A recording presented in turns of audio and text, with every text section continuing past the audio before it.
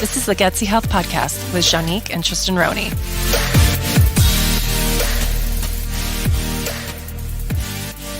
Hi, guys. Welcome back to our podcast. Hey, everyone.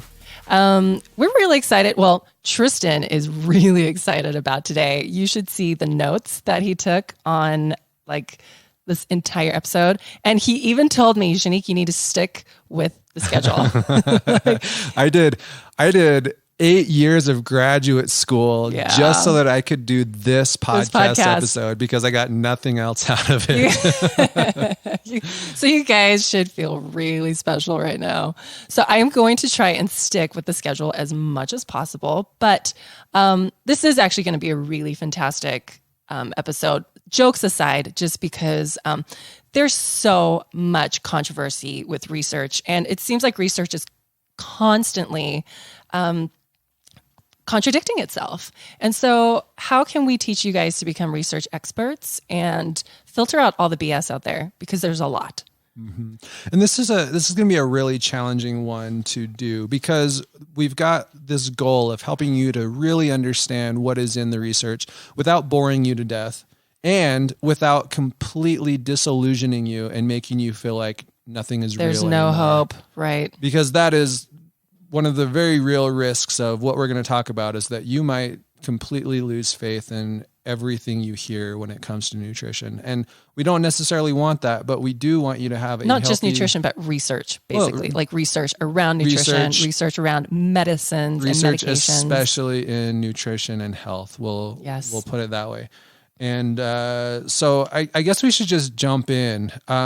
So the idea with this is that research is everywhere, and people love to use research as weapons to kind of defend their particular approach to health, right? It starts to look a lot like religion. And I don't want to make this about religion. I know how upsetting that can get for people, but you do see a lot of similarities where people choose their cult to follow, and then they will defend it to the death. And it turns out it's extremely easy to do that because no matter what opinions you hold, there tends to be research that can support you and kind of dismantle your opponents. Right. But there are some systematic flaws in what happens with the research and how it's conducted. And that's really important for us to cover. So totally, let's dive into it. Let's do it. So the first thing that we want to cover so that you kind of know what even is research, because a lot of people don't waste their time with it, right? If you have contact with research, it's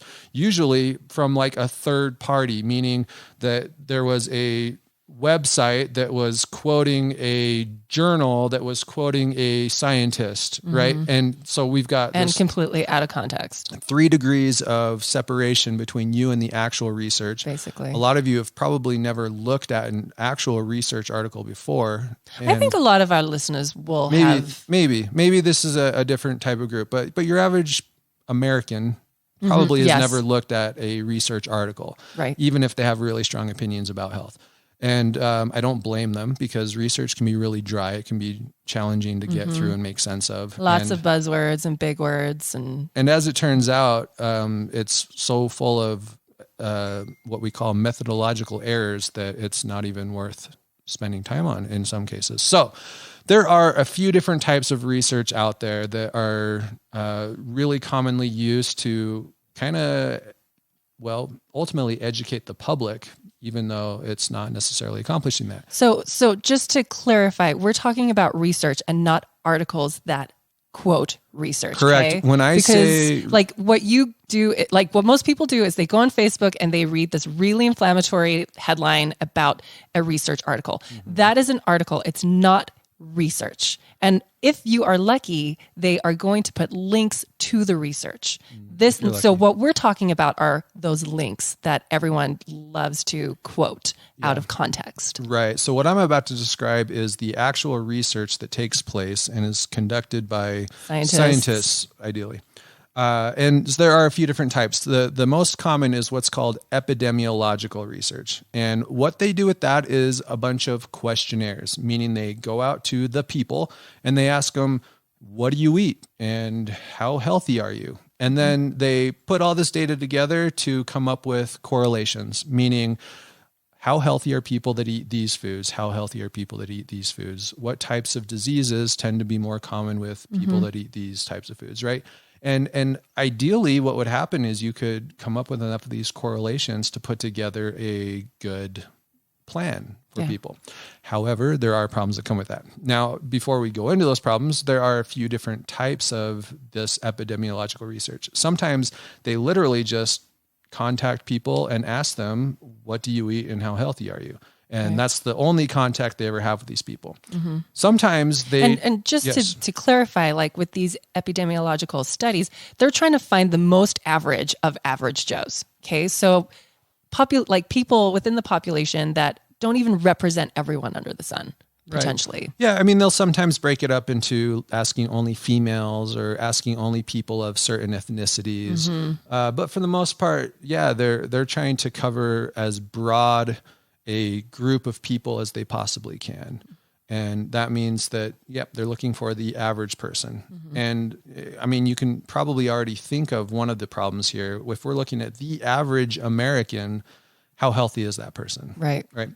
Probably not very healthy. Does the average American represent you? Right. Because if they don't, then this research doesn't really apply to you. So sometimes they have one point of contact with them. They ask them questions. They say goodbye. That's the end of it. Sometimes they do follow them for a while and they'll track their diets over the course of, a month, a year. It can vary. And they try to make longer correlations without just getting that single point of contact. Sometimes, they'll ask them, tell us about what you've been eating for the last 10 years. And then they try to come up with correlations based on that. Now, you might see a kind of a common pattern with all of these, and that's that they are relying on the report of the people they ask, right? And in most of these studies, they are not observing the people and their diets. They are simply asking them, please recall everything that you've been eating. So lots of space for incorrect information. Yes. But before we go there are a couple of other types of studies out there that I just want to mention because they will come up later. One of them is what's called the randomized control trial. And that's often referred to as the gold standard of science because what they do, or at least attempt to do, is control every single variable out there, right? They try to control what food goes into your mouth. They try to control how much exercise you get. They try to control how much sleep you get, right? I mean, there's all different things you can control, but they try to control as much as possible. And by doing that, they can account for a lot more of the variation that they see in the outcomes that show up. And a lot of people that read research love RCTs. Yeah. Because of the control, right? Yeah. It allows us to make more confident assumptions, I guess, about what the data is telling us. Right. There are limitations of that too that we'll get to. The biggest limitation being that it doesn't really correlate with real life, right? Exactly. We're not able to control everything in real life. So how well do these controlled trials apply to us as we go about our day without having all of the same amounts of sleep and types of foods and exercise and all of that, right? And then there's a third type of study worth mentioning here today, and that is kind of the chemical lab studies. So if you think of your archetypal scientist sitting in a laboratory with a petri dish and a bunch of chemicals, right? That's what this is, where they've got maybe a dish full of cancer cells and they're dropping different substances, types of vitamins maybe on the cancer cells and seeing what happens. Right. And then they report those results and we're left to sort of figure out how that applies to a human body. And in some ways it can, and in a lot of ways it really cannot. But that kind of constitutes the majority of the research that you'll see in the literature, which then gets passed on to the popular websites and different reporting publications out there. And then that gets passed on to people. So we're going to start getting into the problems with this now, but right off the bat, here's a question to ask yourself. Tell me every single food that you've eaten for the last 2 weeks. Ready? Go. Juanique, go. Oh, you want me to do it? Sure, you do it since you're actually here. Tons of vegetables. What, tons? Yes. How many calories of vegetables and what kinds of vegetables? Oh, I don't know. Exactly. All types of kinds, I guess. Okay. All right. How about sugars? How many added sugars did you have? Oh, I don't know. How many grams of red meat did you have? I have no idea. How many servings I had some eggs? Yesterday. I've probably had like maybe 6 eggs in the past week. Maybe. All right. But you guys kind of get the point, right? So that is essentially an epidemiological study we just carried out. Obviously, the worst kind of your entire life. The sloppiest one possible. Yeah. But to be fair, not all that different from what happens in real life. Right. I'm going to jump ahead a little bit from our notes here and just say that most of these studies that they conduct where they're asking people to report on what they're eating end up so flawed that they are physiologically impossible. And what I mean by that is that people are reporting that they're eating so few calories that it's not sustainable. In real life, they would die from starvation. Right. Because it can't even sustain their metabolic. There's this thing called the basal metabolic rate, which is how many calories your body needs just to sustain life. And that's if you really don't move all day long. Right. And these people are reporting that they are not even eating that many calories.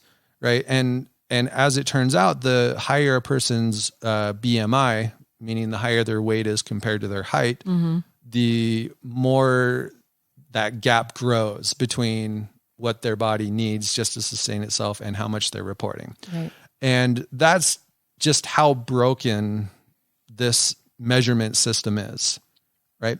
And there's someone that we really like to follow. His name is Chris Kresser. He's very knowledgeable in the nutrition field. And he likes to say this, I don't know the word for word quote, but it's basically, if you had a scale that consistently was wrong and you knew it was always going to be wrong, would you use that scale to make decisions about what to do?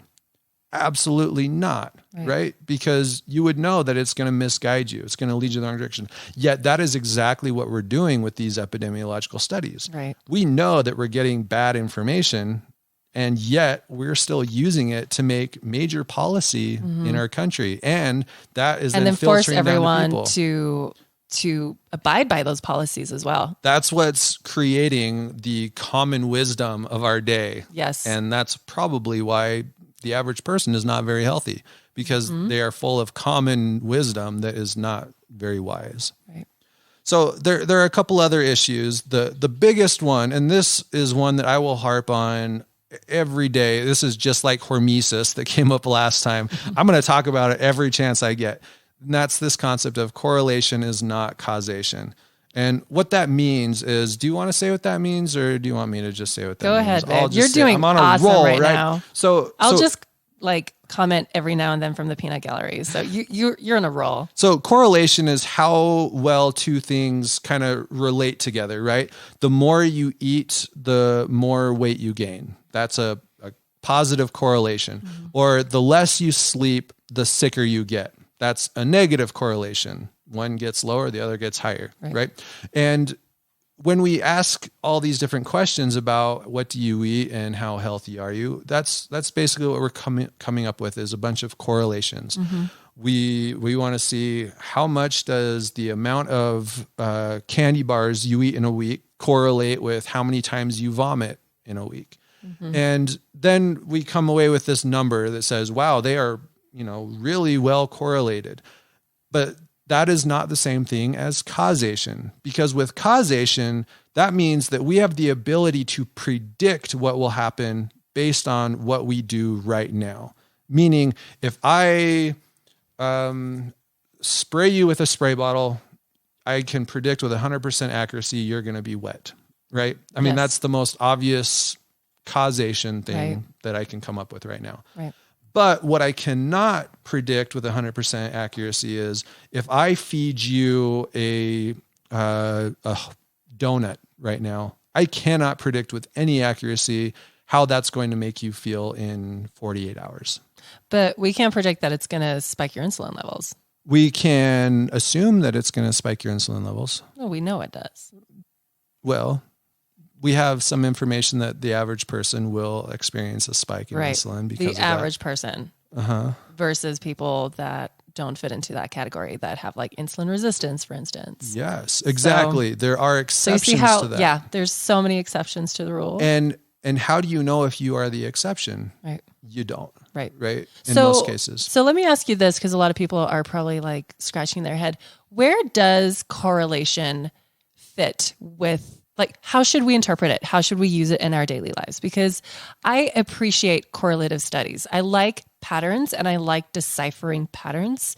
And so I'm not going to say this is 100% true, but don't you think that correlation has its place? Correlation is playing with fire. That's the problem with it. Because as soon as you accept that correlation has authority, yes, you fall into the trap of having to dogmatic. Equally accept all correlation. Because how do you know when that correlation is not actually causation? So can we accept correlation and keep an open mind that that opinion will potentially shift according to more research that comes out? I think that we can look at correlation as a guidepost of where to look in more detail. I love that. And that's the best that we can say about it. So do not use correlation as the golden rule or truth, or look at it like it's a Bible. The absolute worst thing you can do is change your lifestyle habits based on a correlative study. Right, exactly. That's absolutely awful, because look at this. There's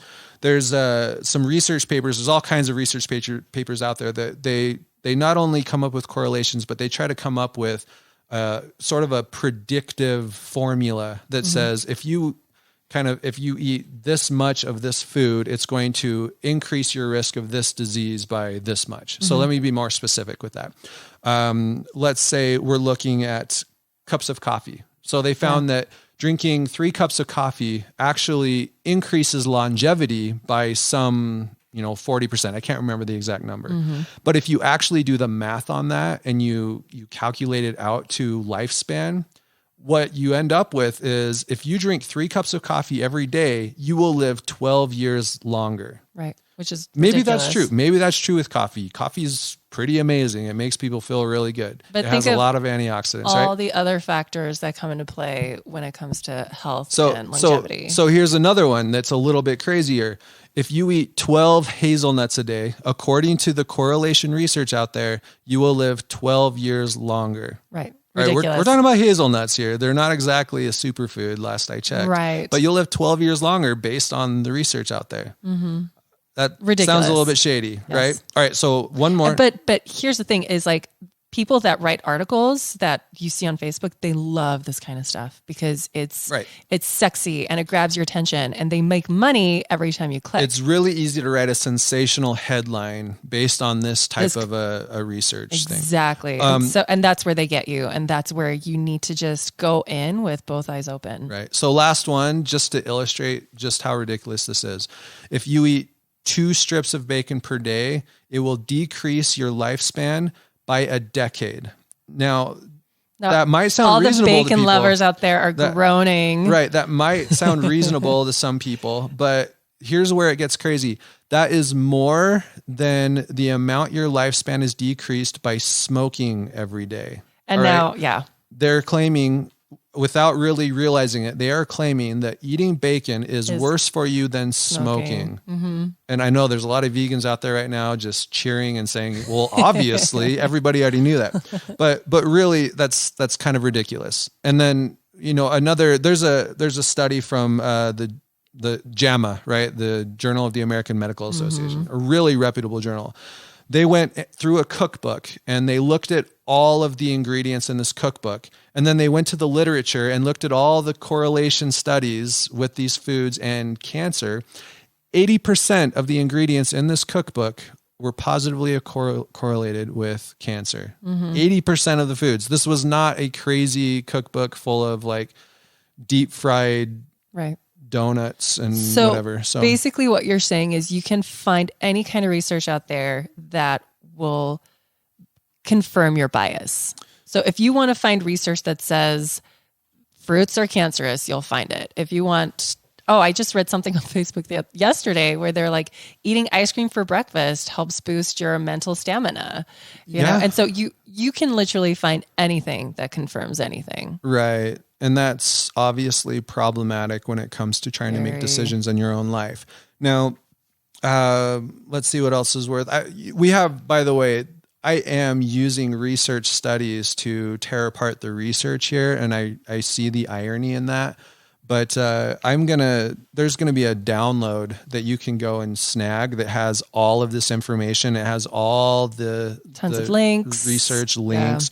Graphics. I think it's going to be really helpful for people that do want to get a little bit down and dirty with the data on this. Mm-hmm. But just know that I'm not just pulling the stuff out of the air. This is very serious scientists who see how their own field is being kind of corrupted and used improperly by other scientists even. We haven't even talked about this yet, but scientists themselves are guilty of creating sensationalist headlines based on their own research, because they will do a correlation study and in their own paper, they will make assumptions based off of that research that is not actually scientifically valid. So they'll see a correlation between hazelnuts and lifespan. And then they'll say, therefore, we think everybody should eat more hazelnuts every day.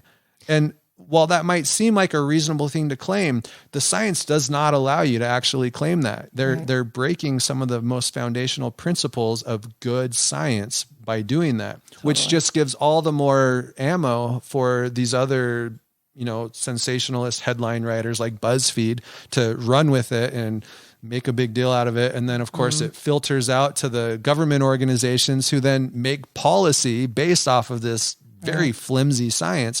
And then we get to a situation where the whole country is just eating terrible foods and making terrible health decisions and calling it the most obvious truth out there. It's despicable. And we haven't even gone into financial bias, guys. Oh gosh, I know. I know. That's probably going to take up like the next 40 minutes. So I'm actually going to skip the section on the different types of bias out there that people have when they report, because I feel like we kind of covered that pretty well. But there are lots of ways that bias can kind of mess up these reports. And it's not even that people are intentionally misleading with what they report. It's just that our brains are designed to take certain shortcuts, right? We subconsciously, if not consciously, want ourselves to look good in front of others. And that's why we report eating fewer calories than we really do. Not because we're trying to lie, but because our brain will literally forget some of the things that we ate in order to look better when we have to report it. We also, this is a huge trap that people fall into all the time, including the scientists, and that's this idea of reverse causation. And with reverse causation, that's the idea that we see a correlation and we say, oh, bacon is correlated with lower lifespan. Therefore, bacon causes a lower lifespan, right? That would be what people assume is true about it. But when you actually get down to it, that correlation could easily be saying the opposite, right? People who are not going to live very long because they've got maybe bad genes or something also tend to have a love for bacon. Right. So the bacon has nothing to do with the fact that they're not living as long. It just has to do with who it attracts. Yeah, exactly. Got it. Right. And you can do the same thing with cancer. You could say that soybeans cause cancer, right? There's correlation that shows that. But you could also say people that have cancer also love soybeans. So maybe the cancer actually causes a craving for soybeans. We're not saying this is true, guys. No. We're just using these as extreme examples. What we're saying is that it's just as ridiculous to claim a food causes cancer based on correlation as it is to say that cancer causes you to crave certain foods. Yes. Now, what if there are thousands and thousands of research papers that all come to the same correlations? Are they all using the same flawed methods? So what if they are controlling as many aspects as possible in their studies? Because I know you and I spend hours like with a fine-tooth comb reading over studies. So what would you say is acceptable for you? Because you and I have come to conclusions, right? Sure. How did we come to those conclusions? Well, I mean, usually through experience, right? Is that what you're referring to? like experience, but there is research that we actually do rely on. Like because I love research and you love research. So explain to people what is happening in our minds when we are utilizing some of the better research to help educate our clients. So there's going to be a lot that goes into that. And part of it is there's faith involved in this. I'm not going to pretend that everything we do is entirely based on scientifically valid data, right? Because at some point you do have to guess, because there's always going to be a gap out there between what we know and what we have to decide on. Well, and because I don't want to forget this, a lot of the time we come to these conclusions based on anecdotal evidence as well. And through our experiences, but I would argue that anecdotal evidence in a lot of cases is every bit as valid as some of this massive research that's being produced with thousands of participants. It's so valuable to us. Because we're seeing it firsthand, and we see all the factors that go into it. But back to the original question, like when do we hit a point when we're like, I'm going to accept this research and share it with our clients and have them go from there? So I don't know that I'll ever reach that point. What I will get to is a point where I say, you know what, this is worth taking to the next level. Yeah. And taking to the next level means applying it in a real life situation and seeing what happens. Totally. Right. And that's what we have to do at the clinic all the time with the hyperbaric oxygen. There's lots of research that suggests certain possibilities. Yeah. It's not enough to say, oh yeah, they did this randomized controlled trial and they found that it was 100% effective for this issue. Right. I would love to have that. We don't have that. Right. So what we get is, hey, there's an avenue worth exploring here. And then we have to look at the potential downsides, right? Side effects, costs, time, all of that sort of thing, and say, okay, I think that this is worth looking at. And then we try it, right? We actually perform our own research in the clinic, in people's lives, and we see what happens for them. Yes. And if nothing happens, then nothing happens. And then we're far less likely to continue trying that with other people. Yes. But if they get good results from it, that to me is way more valuable than all of the research out there saying we looked at thousands of correlations and look at this, right? Right. So ultimately, good science is the science that applies to you personally on an individual level. Yeah. Right. That's the only kind that is actually relevant to you. Because even if they do a randomized control trial and they literally do control for everything out there, you're not part of that study. Right. You do not have the same physiology or environment or genetic code as the people in the study. Exactly. You might be that one individual who responds completely in the opposite direction to a particular food than everybody else.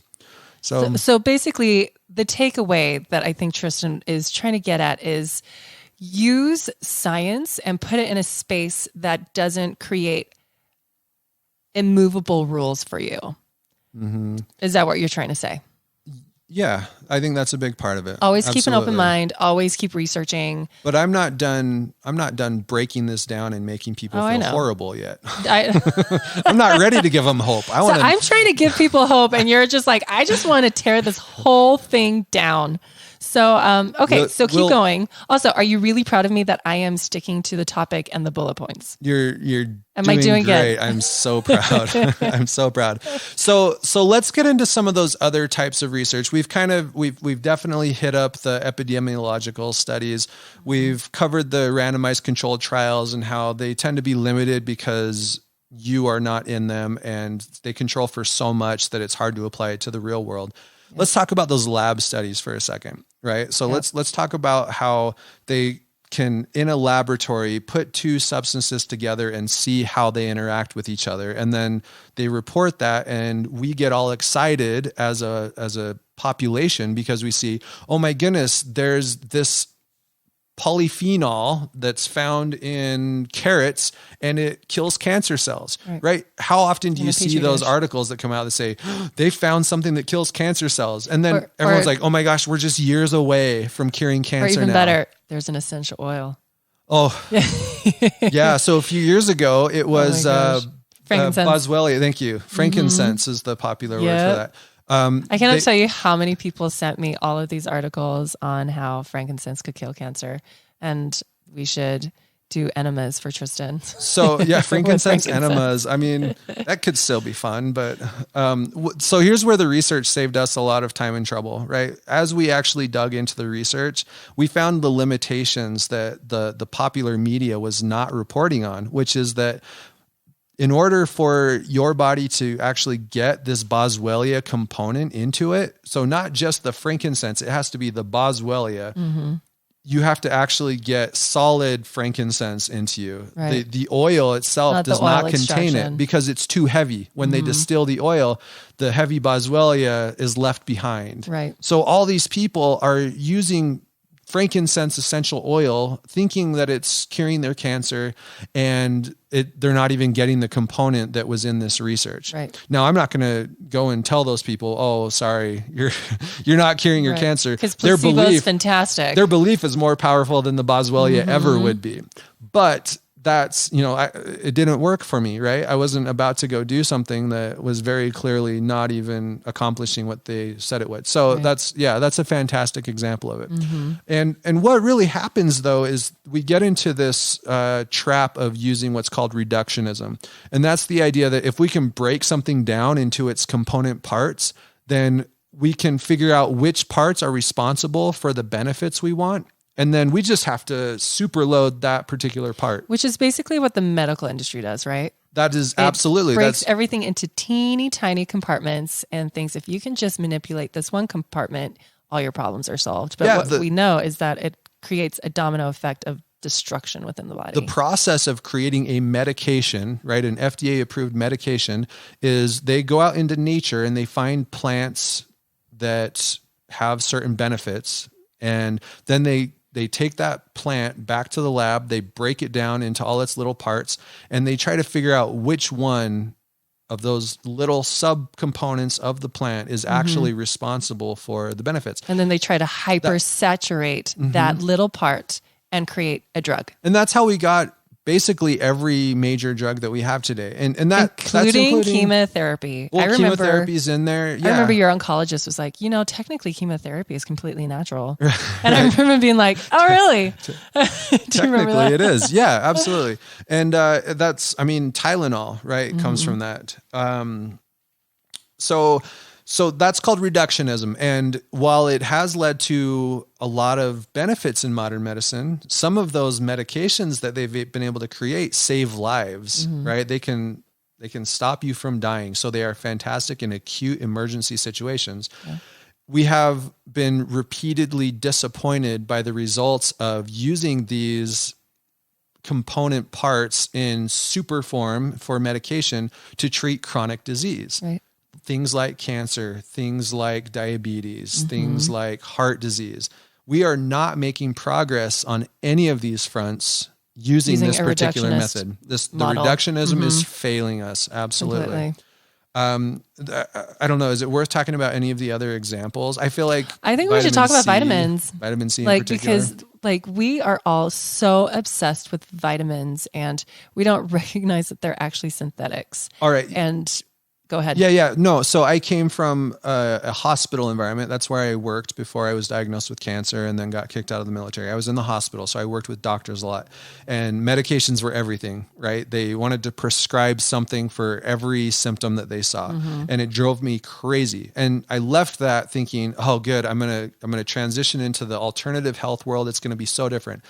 And I came to, we started spending time at the shop where we sell supplements.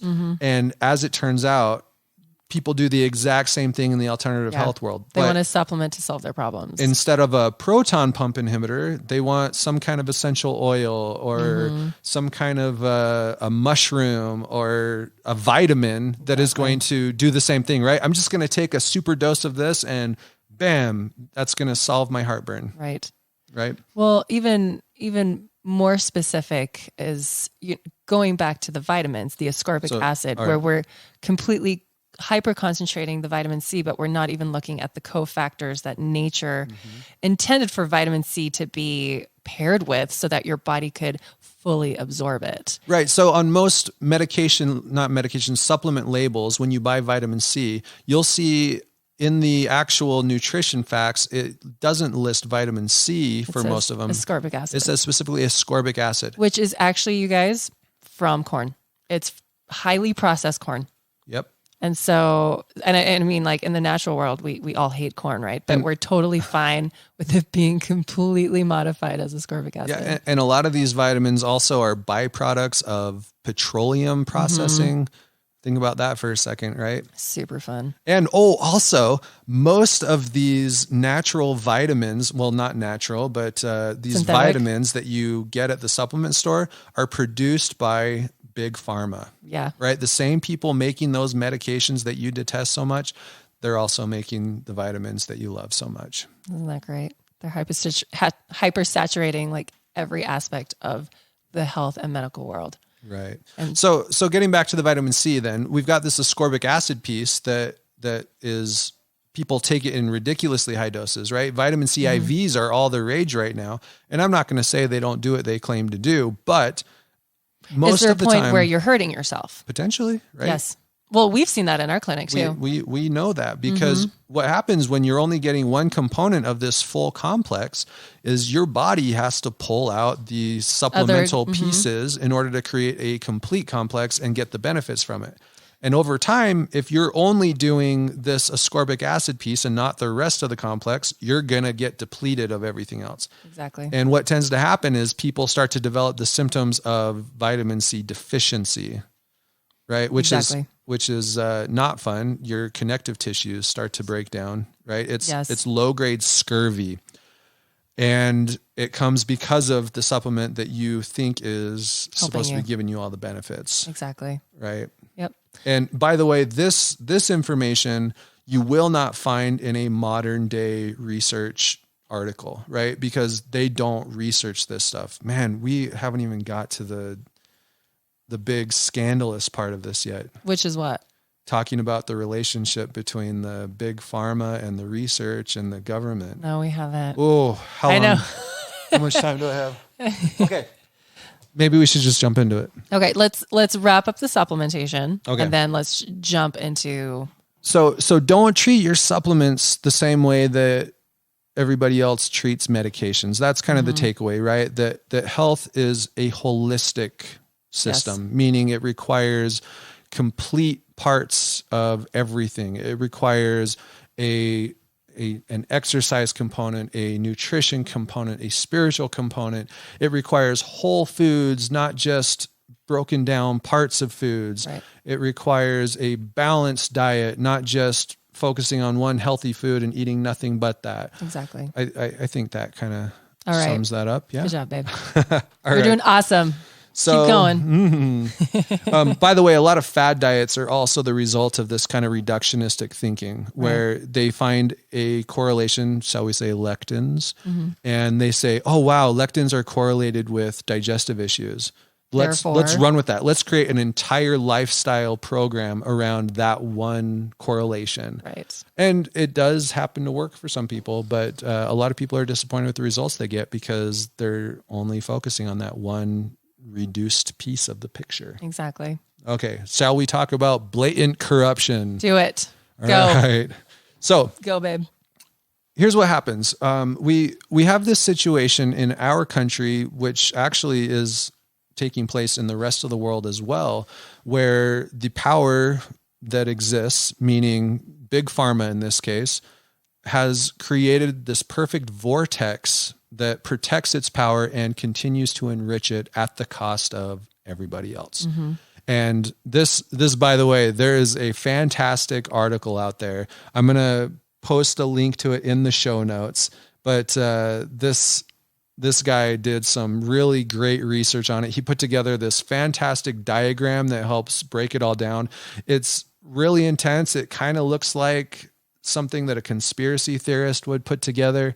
But once you start digging into it, you see that this whole thing, it's research based. This guy is using the research to show you how corrupt the research is. Yep. So it's kind of cool stuff, but it's also really disturbing. So what happens is First, the politicians out there are affected by lobbyists, right? We all know how lobbyists have a lot of influence on Capitol Hill. They're able to... AKA lots of money. They have money, right? Tons of money. And because of their money, they're able to get FaceTime. And because they have FaceTime, they're able to get their ideas passed across the politicians. So the politicians pass these laws that accomplish a couple of really important things for the drug companies. First, they defund the nonprofit research organizations. And what are those? It's the universities, right? One of the primary purposes of universities, in addition to educating young minds, is to create research and to help guide American policy with evidence. Exactly. So let me pause you here. When you were in your PhD program, who was funding your research? All right. So how does that look? You've walked this walk. Explain to us what that looks like. So one of the first research studies that I participated in as a graduate student, and I ran this study, was paid for by the same group that we were researching. Does that make sense? So what was it on? We were looking at a specific type of group therapy. And which group therapy? Do you want me to name it? I don't know if I want to name it. Okay, never mind. I'm not comfortable naming it, but it's a specific type of group therapy that is only done by a specific group of practitioners in America, mostly in America. So it's a style of therapy. And they were paying for you to see if this style of therapy was effective. Exactly.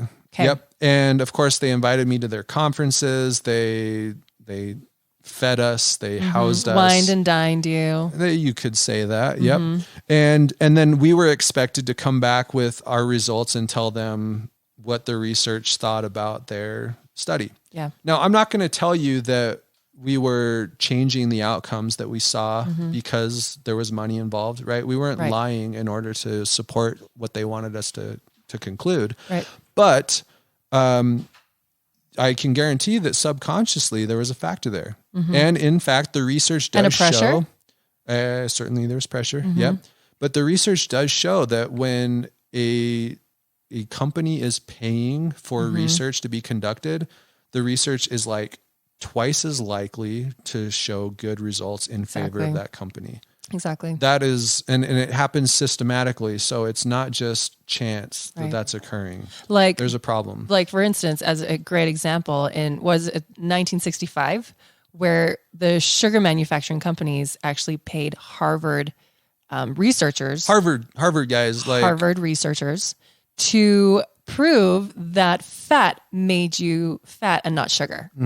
So sugar companies paying researchers to tell everyone, look over there. There's the problem. It's not the sugar. So it's the fat. Prior to that, in the 1950s, research had started trickling out, showing a correlation between sugar and... Now, mind you, just a correlation, but there was starting to become public sentiment against sugar because of the cardiovascular issues that it seemed to be creating. Right. And the big players in the sugar industry, right, they went to Harvard and they said, hey, here's a bunch of money. Will you do a study on this? And Harvard published these studies showing, oh my goodness, cholesterol is so terrible. Fat is so bad. Look what it's doing to our hearts.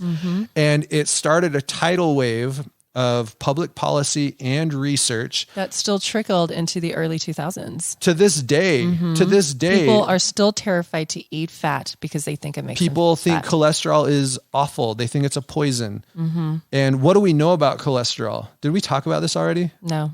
What do we know about cholesterol? That we talked about it in a different podcast. It makes hormones. It literally is like the outer layer of every single cell in your body. If you don't have cholesterol, you're not making hormones. You're not making energy. You cannot function properly. And more recently, we're also finding that the cholesterol you eat is not actually related to the cholesterol in your blood.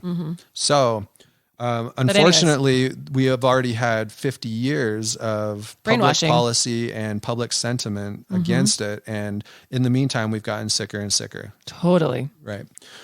So back to our little power vortex here, right? So first you've got the drug companies. I don't know what came first at this point. It's been going on for so long, but politicians pass pro-drug policy and they make it harder and harder for independent research to take place. Right. And then the second thing that happens is international trade agreements are created in favor of these drug companies because they help export the same system to other countries, right? They have clauses that prevent other countries from basically creating competition for the American pharmaceutical industry. Right. For example, actually, I don't know if I could give specific examples. They're trying to come up with trade agreements that prevent Canada for charging lower drug prices. Like insulin, for instance. On things like insulin than they do in the United States. Because what'll happen is people will then just go to Canada to get their drugs, or they'll have They their, actually their are family doing members. that. Tons of people try to get their insulin from Canada. I think there was a politician who actually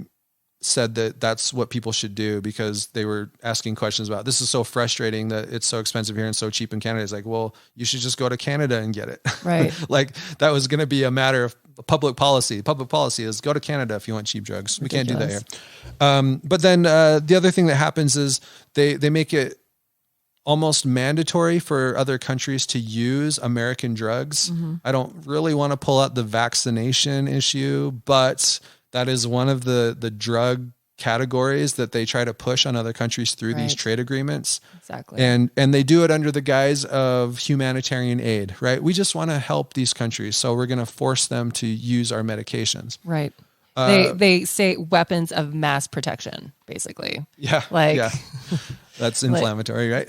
Yeah. So then what happens is we've already talked about how the universities lose their independent funding so that they can study the stuff they want to. And in order to make up that shortfall in cash, they have to turn to the big money that's out there, the corporations. And the corporations say, sure, we'll give you all kinds of money to do research. As long as it's in our favor. Well, they're never going to say that. They don't have to say that, right? That's where that kind of subconscious bias starts to come in that I talked about in my own situation. And so you get all of these studies being published that are far more likely to favor the corporations funding them because of that unconscious bias that takes place. And then you have these big media companies that love sensationalistic headlines. So they take it and they turn it into oh my goodness, look how terrible such and such a food is. Or, oh, look, we're all going to be saved by this miracle drug that was just created. And then the people read these articles, and of course they're never touching the actual source material, nor do they understand all the biases that go into this research. And they say, oh yeah, that's how it is. And so we start to idolize these medications. We start to look to them as our saviors. And just to touch on that, we're seeing this happen right now. And I know this is a very inflammatory topic, but there is a lot of censorship right now around anti-vax movements. And I'm not saying this is an anti-vax podcast, but like blocking any information on any opinion is just wrong. It's un-American, and we should be able to have conversations about these things. But for instance, a lot of doctors, alternative doctors, are pointing out to everyone online, like, for instance, when you go into Google and you type things in Google like vaccines are, and then it says safe, blah, blah, blah, blah, blah. And then it says organic foods are a myth, not true. And so even Google and Facebook and Instagram are working with Big Pharma and these drug companies to subconsciously sway the opinions of everyone else. Right. And so to be very, very clear, we are not anti-vax. No. We are pro-choice in the terms of we want people to have the freedom to make their own medical decisions for themselves and their families. Right. And we are pro-freedom of speech. Exactly. We believe people should be allowed to state their opinions, and they should be required to defend those opinions. Right. But they should be allowed to state those opinions without fear of being censored. But just going back into the drug companies infiltrating media and television shows and education and public policy, it's this very subconscious, subtle movement, like I said, going to our Google search engines, and they are pushing us from one media to the other. Where, for instance, a lot of people are talking about Dr. McCullough's website and how Google is not channeling clicks to his website. So Dr. Mercola is a hugely popular alternative health kind of a guru type person, and he has millions of followers, is my guess. Right. And so when he notices a significant decline in visits to his site, he, that sets off some flags that there's something going on, right? Right. And so we should all be able to have equal access to all the information out there and not be funneled towards an echo chamber with a very specific, what's the word I'm looking for, babe? A very specific agenda, basically. And that's what we're seeing. So these drug companies, they are infiltrating politics, they're infiltrating media, infiltrating our Google searches, our Instagrams, our Facebook. And they're doing we don't even realize it. And they're doing it in the name of protecting us, right? They're saying that we're too dumb to know truth from fiction, and therefore they should choose what we're allowed to hear. And what they should be doing, what we believe in, is educating the people, right? Because as we've just described here, when the system is biased in one direction, the average person is not going to understand what is actually truth and what is not. And we need to be able to get the options out there. We need people to start to learn to think critically, to think for themselves, to apply this information in their lives and see what actually works for them. So an experiment you guys can do at home is go to Google and type in GMO is, and then see the options that come up for you. Organic is, see the options that come up for you. Now the bigger problem, and sorry, I'll let you finish that. The bigger problem here is that we don't have big broccoli to counter big pharma, right? We don't have big Whole Foods.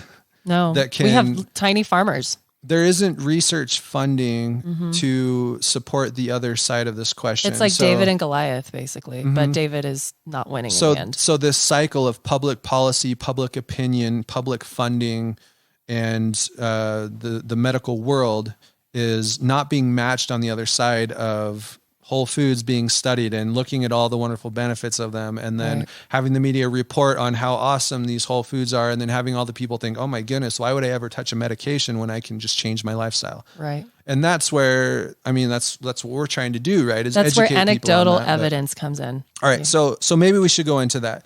Now that we've kind of seen how research can be entirely flawed in how it's conducted, and even if it's conducted well, how it can be incredibly biased in what actually gets studied and what doesn't get studied, what on earth can we trust, right? What can we do? And there are really three primary things that I could come up with that I think are trustworthy. The first really is personalized nutrition, meaning get yourself tested, right? Do the blood testing, do the nutritional testing. Look at your entire health history. Yeah. Yeah. I mentioned this on the other podcast. Like, how many times have you taken antibiotics? That's going to completely change the way you metabolize nutrients. So look at your health history, do the blood work, do some testing, and see where you need to go from there. Right. Or like really do a workup with a good nutritionist, and just based on your history alone, they might be able to figure out 90% of what's going on. Now, I want to emphasize a good nutritionist. Doctors are not nutritionists, guys. Don't go to your doctor and ask them how you should eat food, because they're going to tell you to drink V8 or something. Unless V8 is not a vegetable, guys. It's so many vegetables, actually. So many people ask me, I probably get that question like once a week. Can I drink V8 as a vegetable serving? And I'm like, no. Doesn't count. Doesn't count. So don't go to doctors for nutrition advice. Unless that doctor did extra studying to become a nutritional counselor expert on or top something. of it, right? Exactly. But most of them haven't. But okay, so that's number one. Get some personalized recommendations. That's really the most important thing you can do. The next thing is clinical experience. And this is, for me, by far the most important thing. What has worked for other people in the real world, right? We have mentors. These are nutritionists, doctors, whatever, who have been working with people for decades. Yes. Cecilia, right? Your mom is another one. And they've found what works because they've seen it happen over and over and over again. Yes. In other words, it's repeatable for them. Yep. It's predictable. Yep. That's good science. Yep. That's really good science. And it's actually causative, because they can take a person who's sick, they can give them a recommendation that recommendation gets applied, and then they see the results of it. And if it's good over and over and over again, bam, you've got yourself causation right there. Yep. And that is way more valuable than any correlation study that has 500,000 participants. Yep. And then the last thing, and actually this one is the most important for you, and that is your personal experience. Exactly. It's also the hardest one because we've been trained not to trust our personal experience. We've been trained to trust the doctor's opinions. We've been trained to trust everything but us, right? Even if you do something and over again, you get good results from it. As soon as a doctor tells you that doesn't actually work, right? So many people, it stops working for them. It's the opposite of the placebo effect. It's the nocebo effect. Right. And it's very powerful. It's very real, and it's very detrimental. Yes. So those are the three things. Get some personalized recommendations. Trust the clinical wisdom of people who have been in the trenches for a long time. T-shirts, basically. And then learn to trust yourself. Learn to develop your intuition and to believe what it's telling you. Exactly. And that's what we're about, right? We want to empower you to trust yourself, to be able to be your own self-advocate. Yeah. To be able to come up with solutions that you know will work and to follow through on those and get results. Yeah. Like take the information that we share with you and research it, and then keep looking in other places. Like I even tell people, don't trust your doctors. Don't even like fully trust us, because we only have so much information. Now we're constantly looking for more information to help our clients and to help you guys. But there's only two of us, and there's like mountains and mountains of info out there. So start digging if you want, And going forward, you'll probably notice a lot where we do talk about research and a potential conclusion is drawn based on research, and you'll hear me go, oh, you'll hear the groans coming from Tristin, because this is what goes into that, right? I know all of the bias. I know all of the inaccurate methodology that happens. I know all of the political issues that play into these things. Yeah. And so I'm always hesitant to jump into believing one of these research articles until I'm able to apply it in a personal and clinical history sense and all of that. Exactly. So hopefully that was helpful, guys. And, I just want to share a quick story.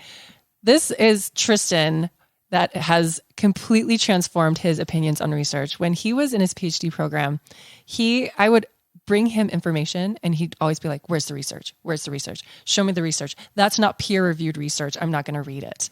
So for Tristin to do this 180 and tell you to question everything, it means he has done some really deep soul searching and research searching, actually.